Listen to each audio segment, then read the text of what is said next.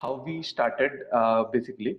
So it's a bi-monthly event which is like organized by the QA community of ThoughtWorks Hyderabad, where we present talks on a broad range of topics related to testing. It used to be held on ThoughtWorks premise earlier, like before the COVID situation, but due to this pandemic around, we have shifted to a webinar version. So the last time we had it was in May, where we gave a talk on using Espresso for Android automation. So now, since we have shifted to a webinar version, that means like you can attend it from your home comfortably. If I can take that liberty to assume so. So also, if you're interested to be a speaker in Vodka Shots, you can actually submit your talk on the site. There is an option. So once we receive your submission, we'll like go through it and get back to you to discuss it further. Yeah. So coming to today's webinar, our speaker is Rahul Chinta. He's going to talk about his experience with mocking in unit testing and the best practices to be followed, like if you choose to adopt mocking or like something else. So if you are a QA, you may not really be writing unit test. However, if you understand the concepts around unit tests and mockings better, you can effectively determine which tests are candidates for mocking and or not, and which are candidates for integration tests. So also, if you could include automated unit tests for some of the negative conditions, which are otherwise it would be difficult to test it in integrated environment. So in absence of like leveraging this capabilities, you might end up actually repeating some of the tests in your integration test and ETU test or manual testing. So the learnings, the takeaways from this session might actually help you to plan your testing better, and you could save time there and spend it more on like doing more exploratory testing, which should give you like more understanding of the application as well as find bugs in corner cases as such. Yeah.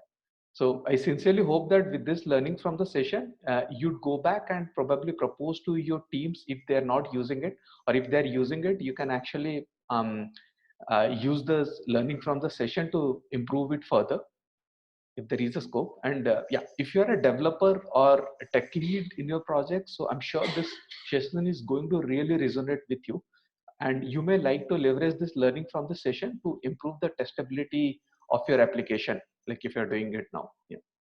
So about this webinar, it's going to be like approximately 1 hour long. The talks would, I think would be done in like 45 to 50 minutes. And yeah, and then we'll like take questions as well as during the session. If you have any questions to ask, please post it in the Q&A section option that you see below. And we'll try to answer those immediately, like while the session is in progress. Also, Rahul is going to take few logical pauses in between, and he'll answer the questions like which had not been addressed until that time. So that's about it, and I'll hand it to Rahul now to like start with the session, and also the webinar is being recorded too. Yeah, Rahul, over to you. Hello. Yeah, so this is me, Rahul. This is Rahul Chanta, and this is Rahul Day would be supporting me on looking at questions and also helping out on them. We're doing this together. Say hi, Rahul. Yeah, cool. So yeah, this talk is titled "Mocking and Tests." Feel free to put in any questions that you get in your mind when we are talking about this, and we can see where we can take them, or if it's already been answered, it will get answered. But please feel free to put in your questions. Yep. So I'm Rahul. You can find me on GitHub on github.com/bitsapien, on Twitter on bitsapien_log. I'm a senior consultant here at ThoughtWorks. I write code and I also write tests, so we do all of it. I also like currently playing around with Clojure and Vim these days. So if you are into these things, feel free to tweet or message me. I'll be happy to reply and talk. Yep.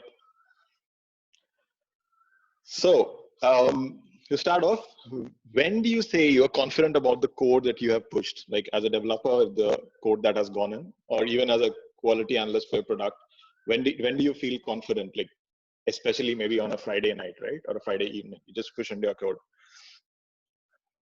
Of course, it is when you are, when you've written your tests properly, right? What your tests are and how they look. And what happens when your tests fail, right? You go ahead and disable them.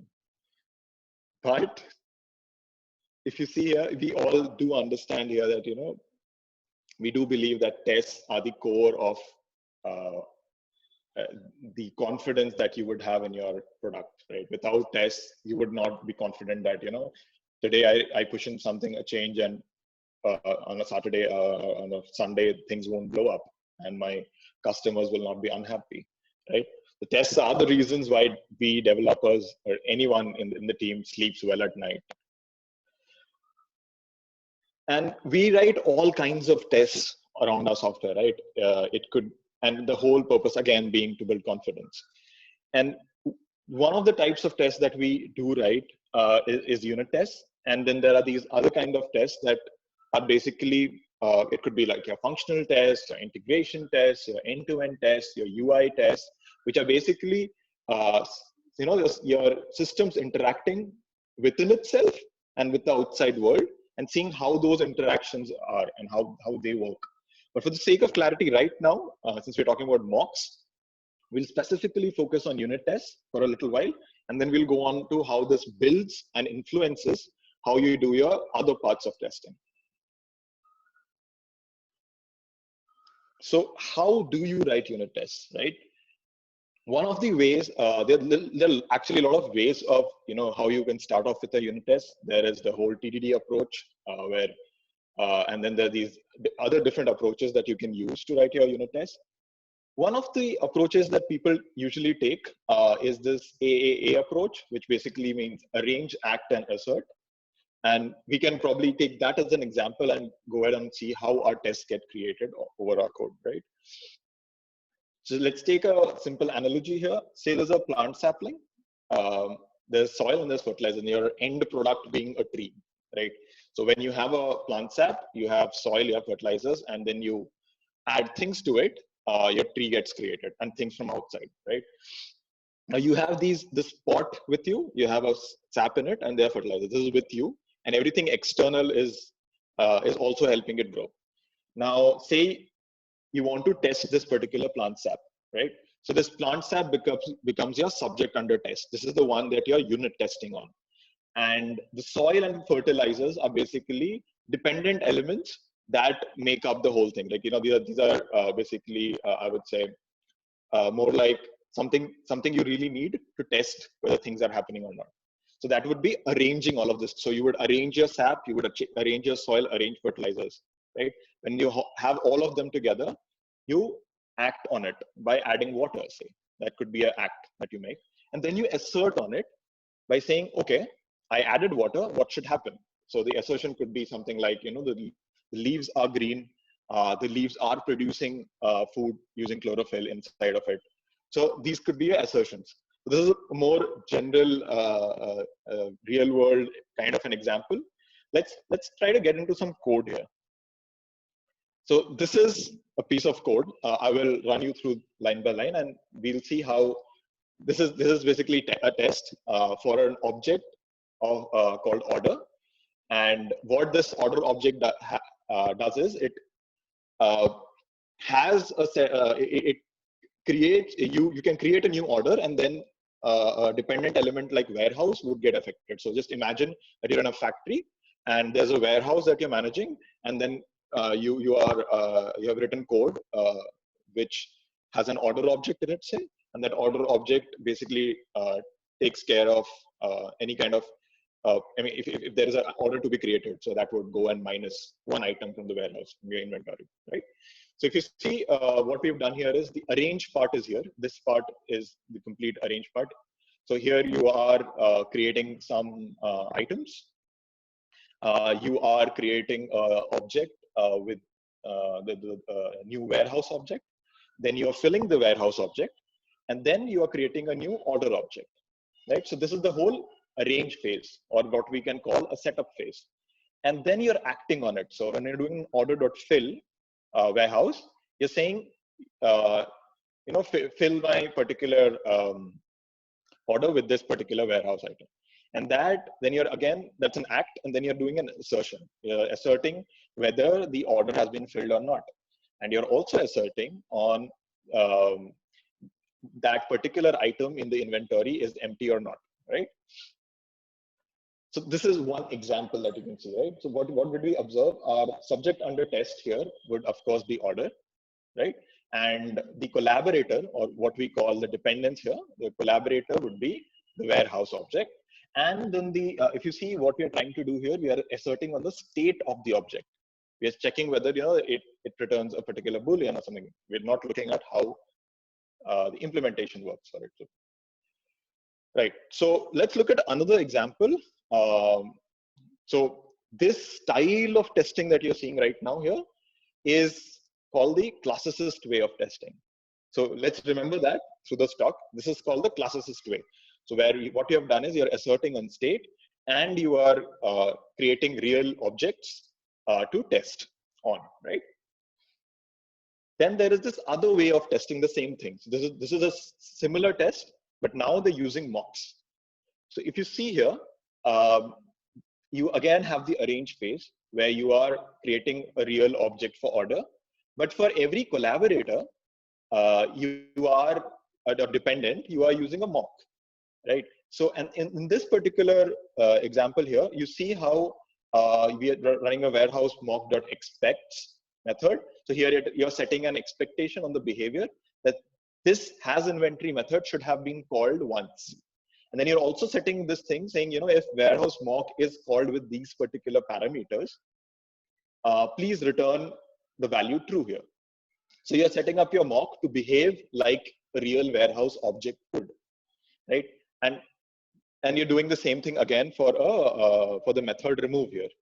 So this is your arrange phase, and then you are acting on it. You're doing the same thing as before. You're doing an order.fill with the warehouse object. In this case, you have to pass it the way the mock library expects you to. So that's the reason we're doing a warehouse mock.proxy, and you're running an assertion on it. You are doing a .verify. And what this verify will do here, it'll check whether this method was called once, whether this method was called once, and then again asserting on the state.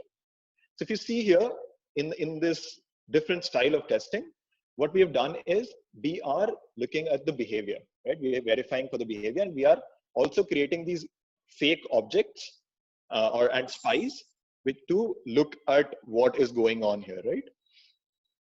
So this is called the mockist way of testing. Let's remember this as well. Through the talk, we'll be referring to this. So if you see, we saw these different mocks, like you saw some, the expect statements, you saw some, if I go back and show you the with statements, the will statements, all of this, like you're seeing a lot of things going on here. So if you see, the term mock is very overloaded, right? So we can actually break it down and try to understand what each mock is, so that we have the power to use it in the correct way, right? So if you see one kind of mock that you have is called the dummy object mock. So what this is basically like a parameter filler, you would say. So it is not acted upon in any way. So just imagine that you have a pot, right? In the pot example, the plant and pot example, the pot is kind of a dummy object. It's doing nothing. It's just holding the soil together. Even things would have worked even without the pot there, right? So these dummy objects do not get acted upon. They have no state change. Nothing happens to them. No behavior change. But they're just there to fill in the parameter list because the signature of the function expects it. That is one kind of a mock. There's other kind of a mock which are called fakes. So fakes are basically, they are full working implementations of your particular object, but they take shortcuts. For example, we will talk about this later as well. Say you want to have an object that can send out a mail to any recipient. Now, when you're running your test, you don't want mails to be sent out to real people, right? So then what would you do? you would create a fake, and that fake would take a shortcut, and it would not actually send out the email, but it would take a shortcut and then just give you the result that I got done with that. And there are many examples for this. There could, for example, in Spring Boot, when you do your tests or something and you're using the H2 in-memory database, so that is also kind of a fake there, right? What is the next type of a mock? Then there are these stubs, right? We just saw this, where stubs are basically, there is no implementation as such, but it just mocks out the interface of your object. So it says, okay, if I get this and this, please return this. So if I get Talisker as the first argument, 50 as the second argument, I return a true. So stubs are another way of mocking, right? So these are, like, I would say, more canned responses. They're just recorded responses, but this is how it should react. And then there are spies. So what are spies? Spies are just, it records what happened on the particular object. So this is specifically used for behavior testing. And it also checks how many times it was called, with what parameters it was called, and things like that. So you can assert on them, right? So these are the different kinds of mocks we saw. So if you see, mocks are pretty powerful, right? Now let's get into another example here. This is with the mail service example that we're talking about, where you're trying to send out an email when the order is made, right? So if you see here, we've created the order object, and then we've created a mail stub, mail object, and then we are setting the mailer object on the order, and then we're doing the same .fill warehouse. This will result in a mail being sent, and we are just checking whether the mail is sent. So if you see here, the stub has been created here from the interface that was there, the mail service object interface. And then they implemented that here to be used in the test. So what we are doing here, clearly, if you see, is state verification. We are looking at whether the mail, one of the messages that size is 1 or not. So if you see the number sent matches to 1 or not, and we are also checking whether okay, no, I think we're checking only that, yes. So this, you see, is state verification. This is the classicist way of thinking, and if you see, the stub is also being created right here. What happens in a mockist way of testing? You would use some kind of a library here, and mock out the warehouse, mock out the mail service as well, both being collaborators in this case. And then, okay, of course, as we saw in the previous examples, we are doing an expects on that, and it says warehouse.expects with any arguments, right? And of course, with any argument, if you call it, it will return a false, right? So this is, again, behavior and state verification, right? So would you agree to say that in the classicist world, we are doing kind of a black box or a closed box testing? And in this case, we are open, it's an open box or a white box testing, where you're actually looking into your code and checking for things on its behavior, right? So that's what we're talking about here. There is open box testing and there is closed box testing.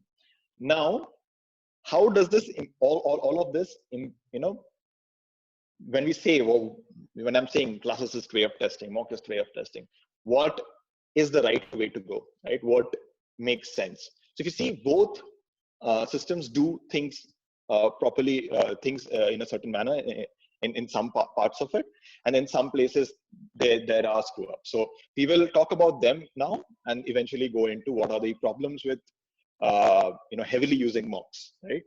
And what are the problems, of course, with if we do a lot of classicist way of testing. So mocks bring in a lot of power, like we just saw, and like Stanley puts it in Spider-Man, with great power comes great responsibility, right? So we have to take care of how we use mocks.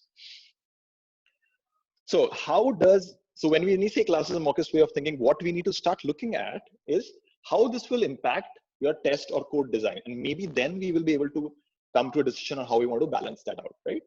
So we look at the different places where it can impact. So for example, in the test setup phase. So when I say test setup, this is the arrange phase, right? In the arrange phase, a lot of if you see in the classicist way, you have to create those different class objects, right? You have to create those mocks all the time, everywhere you want to test, right? And in the mockist way, you can just use that library and just go ahead and mock out things. That should be pretty fine, and things are faster there. But there's a cost to it, because the classes way of testing comes with its own advantage, and advantages we'll see more on that. The other part where they differ is when it comes to test isolation, right? Where just for take an example that you have written your whole test suite in the classicist way of testing, and you see that one of your object has some part of the code that is failing, right? And this object has been referred to in multiple places across your code. So how would your test suite results look like in the classicist way? So if you see in the classicist way, you would see something like this, like a lot of tests are failing because of that one problem. And in the case of mockist, you would see just one is failing. Why was that? Because of course everything around it you've mocked out. So in every other 992 tests, this one object was being mocked out. So that's the reason they never failed, right? Now in here, classicists argue that here that that your collaborators are failing, and you can see the extent of one line change, one code change, or one mistake that you made in a particular piece of code, right? And how it reflects on your entire code base. So it shows you coupling very clearly. But in the case of the mockist, you don't see that. But the advantage here is that it's very easy to look at your test report and figure out, okay, this is where it failed, I go and fix it and I'm done, right? But again, this comes with a cost, right? What is the cost here? You are balancing whether it's easy to find the root cause in the test report, or it is at a lost opportunity to detect coupling. Like, you want to balance that. Do you want to improve your test and code design, or do you want it to become easy for you to look at the test report and figure out what's failing?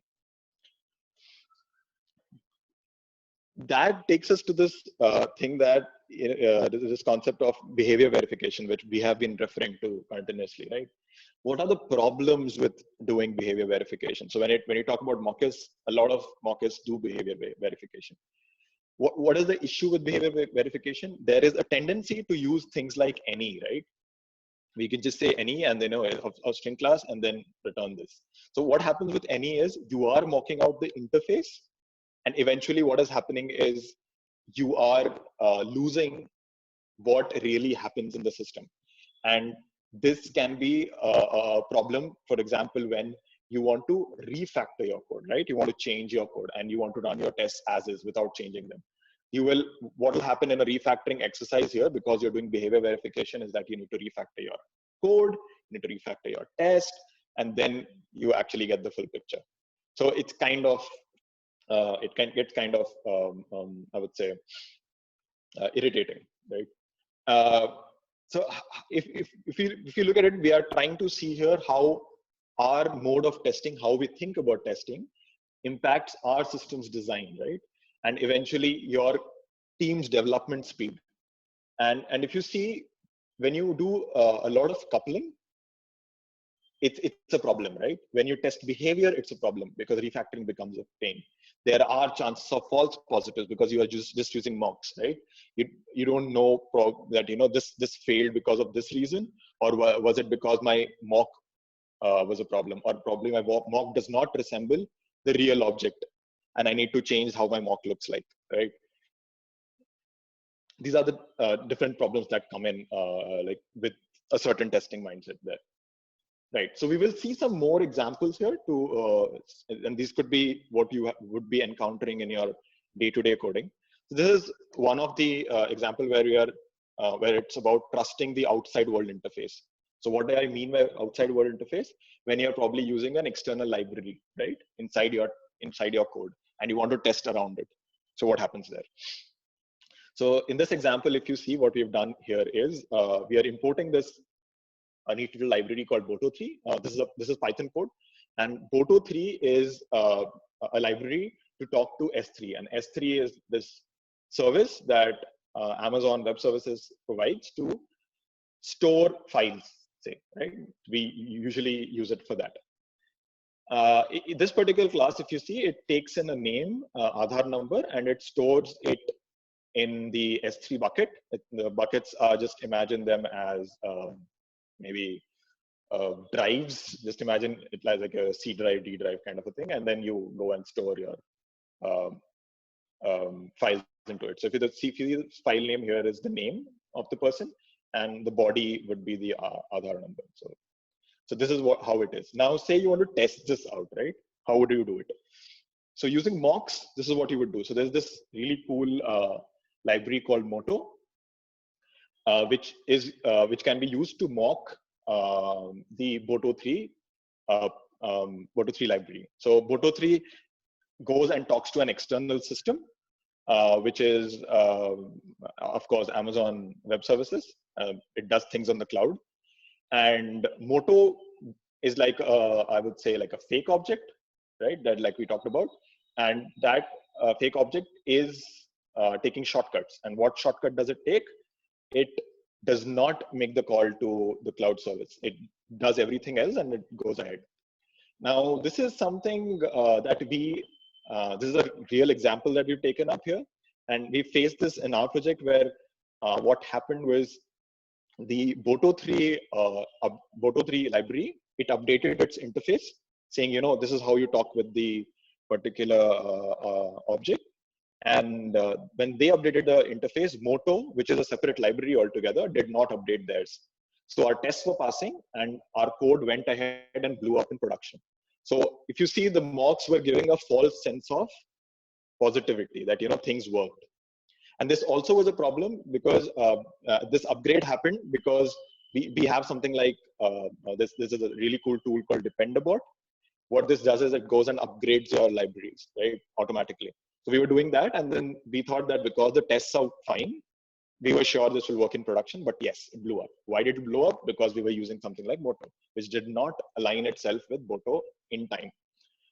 So if you see, this is one of the problems that comes up when you use these kind of systems. The second kind of problems that might come in is, you don't know what can blow up there. It could be, your storage quotas are over. If you could be your permission to write to that particular bucket is missing, right? Could be anything because it's something outside your system. And trying to take care of that in the unit test is a failed attempt anyways. So how would you go about doing such things? We will talk about the solution. We'll come to that later and how you would address these problems. We'll look at another example here, logic coupled with side effects. So this is basically when you're doing side effects on systems outside and how you would tackle that, right? Then there's coupling with logic. How would you go ahead to solve this kind of a problem, right? So if you see here, this is some JavaScript code. Axios is a library to make HTTP calls. So if you do axios.get on this users.json, it would go and call on a particular URL, users.json, right? So if you see, there's a class here which says users, there's a static method called all, and then if you do basically users.all, you would get users who are active. So if you see, it is filtering on the users that are active. So if you notice here, a lot of things can go wrong here. So one of the few of the things that can go wrong is, say the endpoint is not available, the endpoint changed, there is a network problem, and there could be a vast area of different problems, right? So how would you go about testing this kind of a thing? So to use mocks, right? So this is what you would do. So you would use something called Jest. Jest is again a mocking library.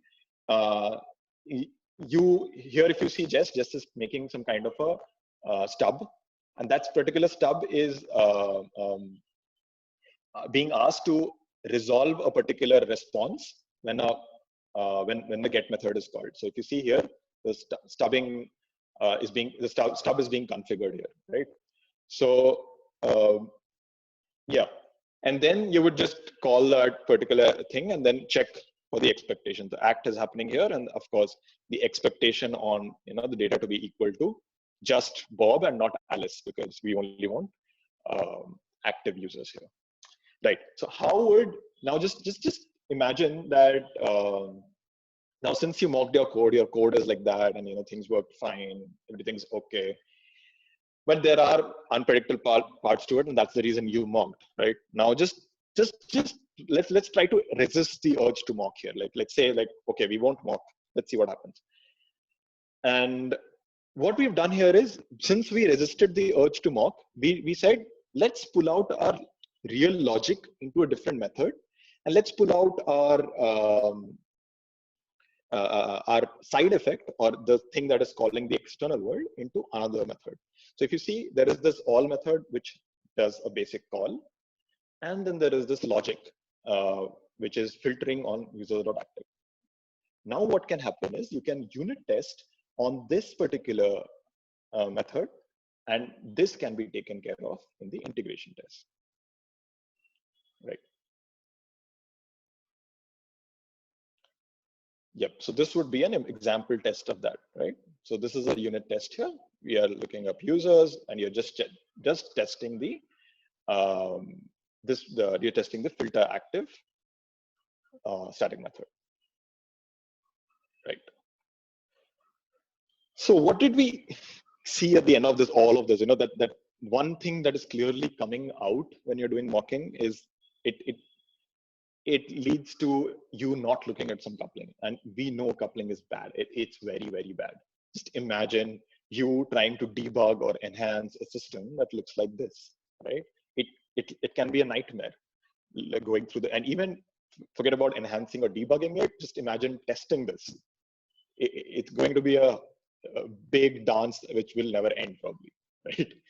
So how would you detect coupling? Like, there are some things that when you, of course, you change your mindset, and you're trying to see to not use mocks, and then you land at your code, and then you're like, this seems fine, I can't change it. How can I change it? So there are some things that you can look at which are clear indicators to coupling. One of them you could see is if there are any global variables sitting, right? What are the global, if there are any global variables sitting?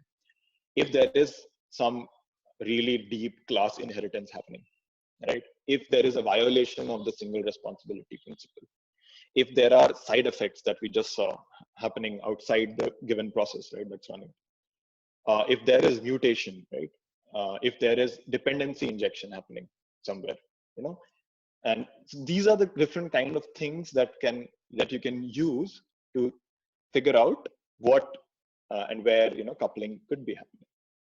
And of course, don't try to mock your way out of it, because then you will never think about the problem, right?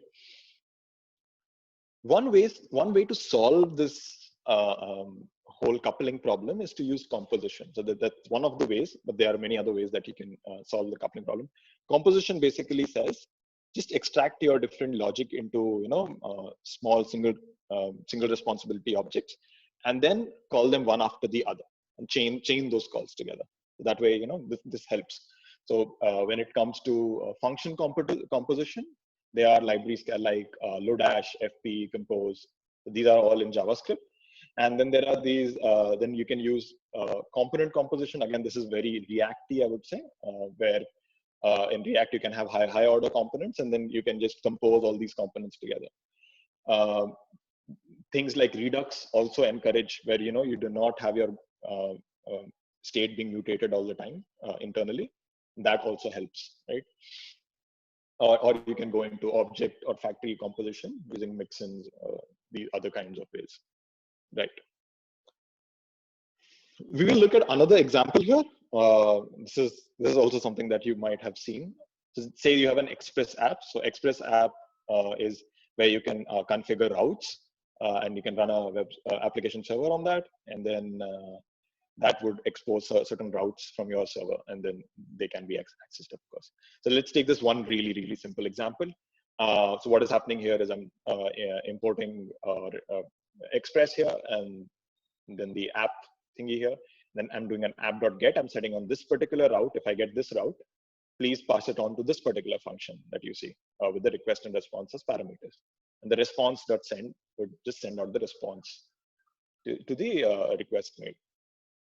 And of course, there is a listen, which starts off the server and listens on port 3000, right? Now, how would you test this out? It's pretty it's pretty that now suddenly you were like, okay, let's mock Let's mock and try to solve this problem. Let's try to get out of that mocking situation and then say, okay, how can we solve this better?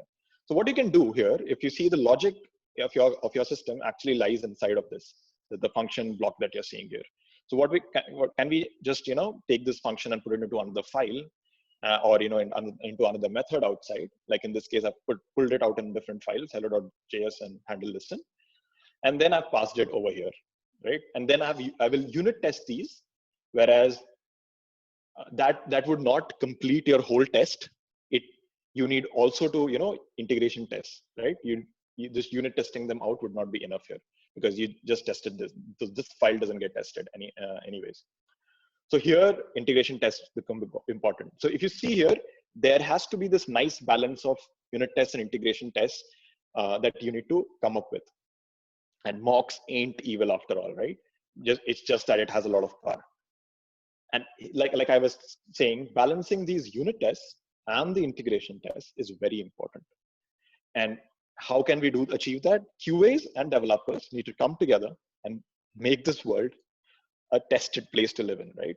And that the way that can happen is if QAs know what scope has been tested by the devs, and the devs knows what scope the QAs can test using integration tests or the other kinds of tests, then a nice harmony will be set, and you will really have a full test coverage, I would say, quote unquote, in your complete system, and you'll have more confidence on your particular system.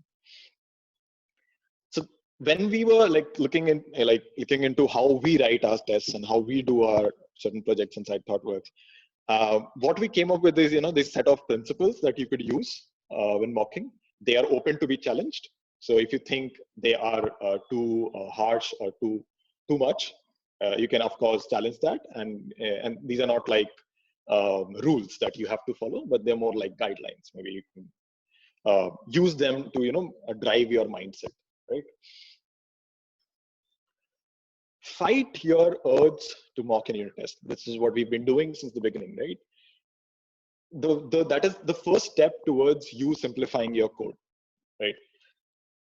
The second principle would be do not use off-the-shelf mocking tools. Like you saw in the whole Moto 3 example, we could not figure out what was going on with the interface changes because you upgraded, right? So this, how would you avoid it?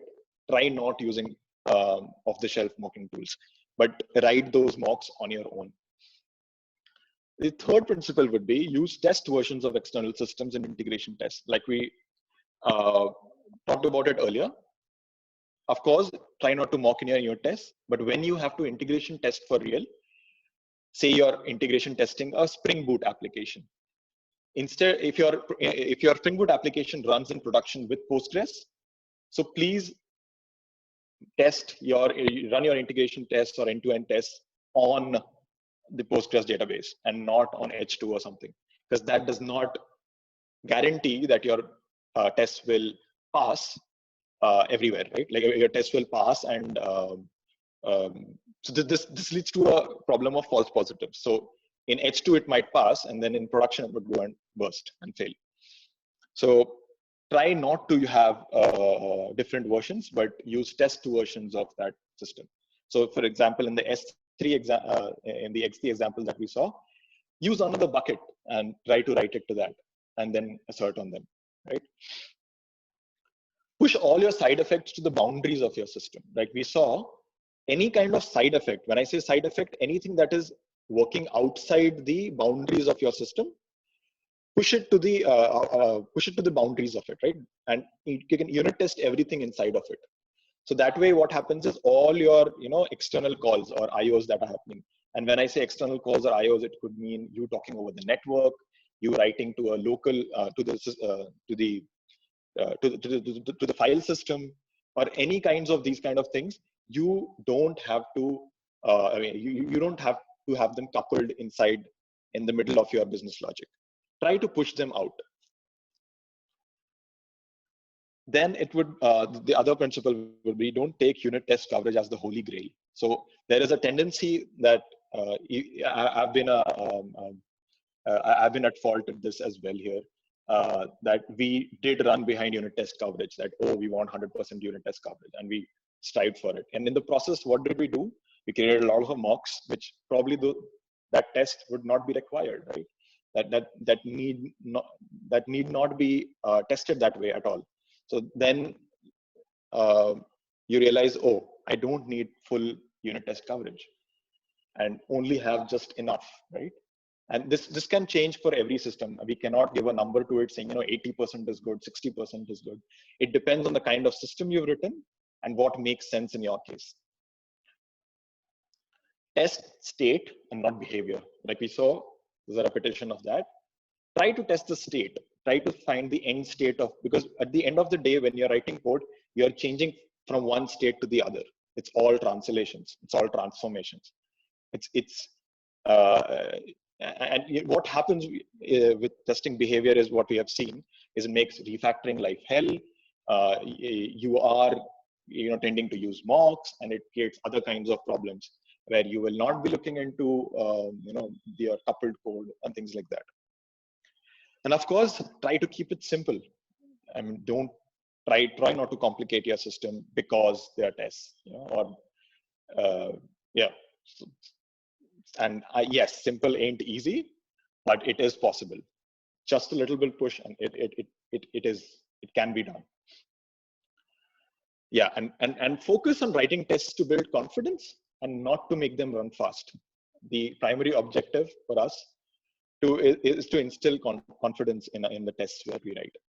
Making them run fast or slow is a secondary priority. Yep.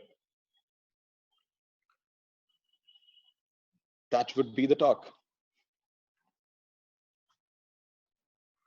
I think there are some questions on the. Yeah, Rahul, you want to take a look at the questions? Yeah. Okay, difficult to see. I'll just stop sharing. I can't see the questions tab. Oh yeah, I can see it now. Right. Any example? I'll read out the question. Any example of how mocking can be used in data space, where mostly we find data inefficiencies as real scenarios? So maybe for this, we will have to understand what you're doing with your data before we can give an example of how probably mocking can be used there. Because at the end of the day, just take an example, say, you are collecting some data from a system like from a backend system, and then you are trying to process and make reports out of it, right? So the system that sits in between is doing a translation from one form of the data. Maybe the data has A, B, C, and you're not changing it to A dash, B dash, C dash, right? And now what you would want to do is encapsulate that in a function and just test the function out. And how it is being called and how it is receiving, you could push those things to the boundaries and then have an integration test around them, maybe, if that addresses your question. Swati asked, can this PPT be shared with us? I guess, yeah, we can share it. We can do that, Viswajit, right? If you go, yeah, cool. If you go to the answered sections, I've been answering questions, a bunch of questions. There's a bunch of questions there. If you want to add something there. Yeah, I think I can read them out for people as well. So, what's meant by coupling? Usha asks. It's mostly used to show and this is the answer from Day. I'll read it out, Day, and then I can add. Is that okay? Yeah. I think, but others can also see the answers. Okay. Fine. So I'll just read it in my head. I used to show the interdependency.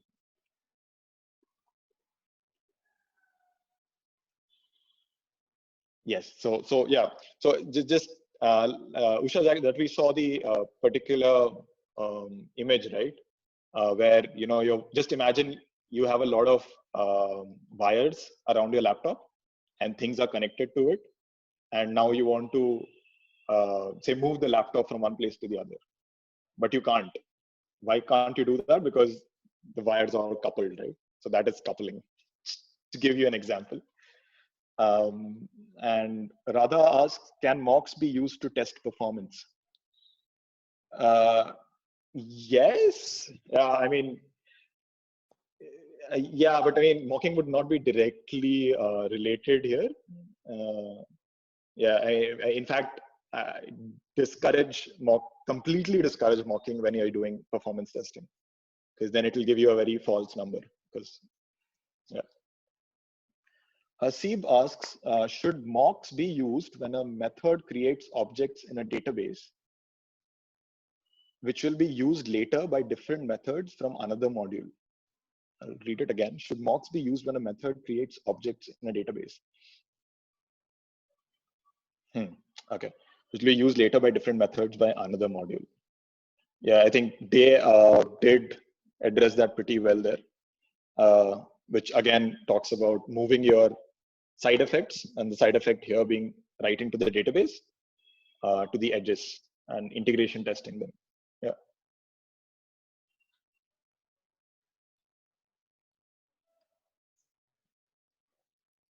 Okay.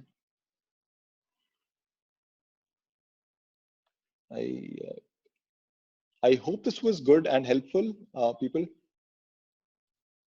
Please leave feedback on the link given. And if you have any more questions, we are here. We can. Sure. Yeah. There are two more questions here. Oh no, that's done. Yeah. So actually, we have posted the feedback link there. The first one I posted it by mistake. It was wrong. So please ignore that. Use the other one like which is mentioned. And yeah, your feedback should be really valuable for us, because that's the source of motivation for us to improve and like improve on the talks or the contents basically. So yeah, please do leave your feedback.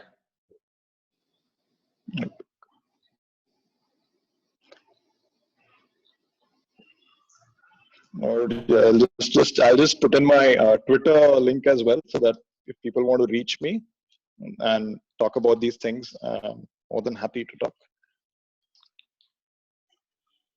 Yep, I think that's it. Yep. Cool. You have to send it on the to everyone. Okay. Thanks.